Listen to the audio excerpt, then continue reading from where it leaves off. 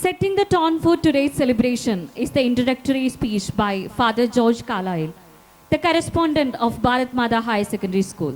A compassionate leader with a deep commitment to education, Father George Carlyle has been a guiding light for this institution, ensuring that its values and traditions are upheld with pride. വേദിയിലും സദസ്സിലും ഉപേക്ഷിച്ചിരിക്കുന്ന വിശിഷ്ട വ്യക്തികളെ, ഈ ഭാരത് മാതാ സ്കൂളിൻ്റെ പൂർവ്വ വിദ്യാർത്ഥികളെ, മാതാപിതാക്കളെ, സഹോദരി സഹോദരങ്ങളെ, കുഞ്ഞുമക്കളെ, ഇന്ന് Bharat Mata higher secondary school ഏറ്റവും അഭിമാനിക്കുന്ന, സന്തോഷിക്കുന്ന സുദിനത്തിലാണ് ആയിരിക്കുക.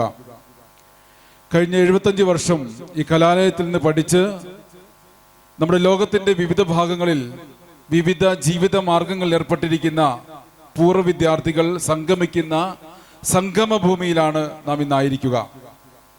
ഏവരെയും ഹൃദ്യമായി ഈ ഭാരത് മാതാ ക്യാമ്പസിലേക്ക് ഹാർദവുമായി സ്വാഗതം ചെയ്യുകയാണ്.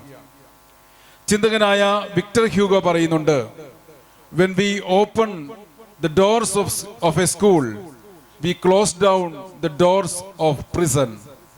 നമ്മൾ ഇന്ന് ഒരു സ്കൂളിൻ്റെ വാതായനങ്ങൾ തുറക്കുമ്പോൾ നമ്മൾ ജയിലിൻ്റെ വാതായനങ്ങൾ അടയ്ക്കുകയാണ് ചെയ്യുന്നത്.